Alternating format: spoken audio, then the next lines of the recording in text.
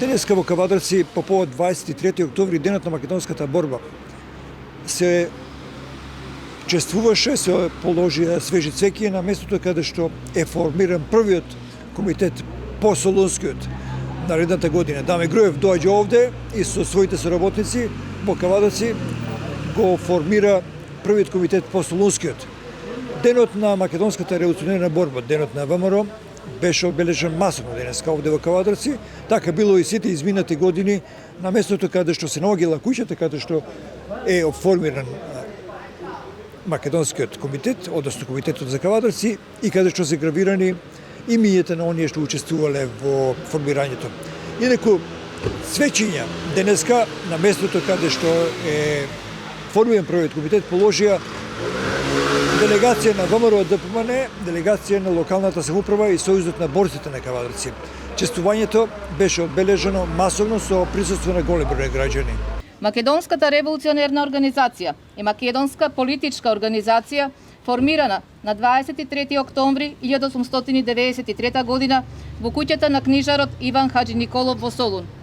Незините темели ги поставиле шестмина револуционери интелектуалци: Даме Груев, професор, Петар Попарсов, професор, доктор Христо Татарчев, Иван Хаџи Николов, книжар, Христо Батанџиев, професор и Антон Димитров, учител.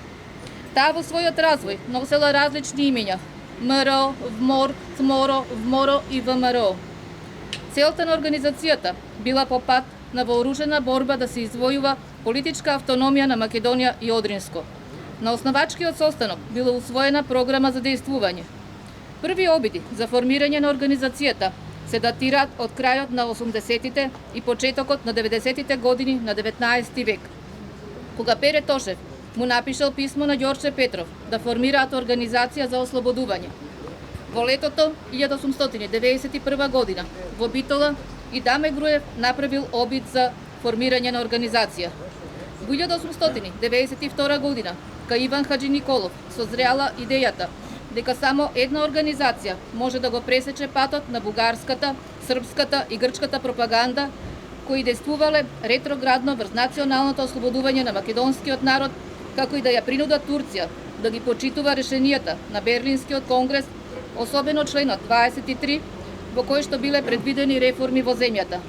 Според Иван Хаџи Николов биле прифатени следните начела: организацијата да е тајна и револуционерна, нејзината територија да ја осичинува само Македонија во нејзините географски и етнографски граници, поради што ќе се нарекува внатрешна. Во неа ќе членуваат родени и лица што живеат во Македонија без разлика на вера и народност. Политиката на организираните македонци е автономија на Македонија, да се чува самостојноста на организацијата, за да не падне под влијание на политиката на соседните држави. Основачите на организацијата ја потенцирале независноста и самобитноста на Македонија да се темели пред се на сопствени сили, да се стреми кон будењето на сознанието за самозаштита на поробениот македонски народ. За реализирање на сите овие задачи било неопходно брзо ширење и омасовување на организацијата. Во неа подоцна се вклучиле Гоце Делчев, Ѓорче Петров, Пере Тошев, Јане Сандански, Иванче Минчев, Јованче Велков од Кавадарци и други.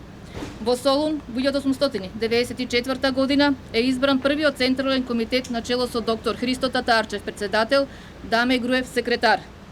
Првиот устав на организацијата го напишал професорот Петар Поп Арсов.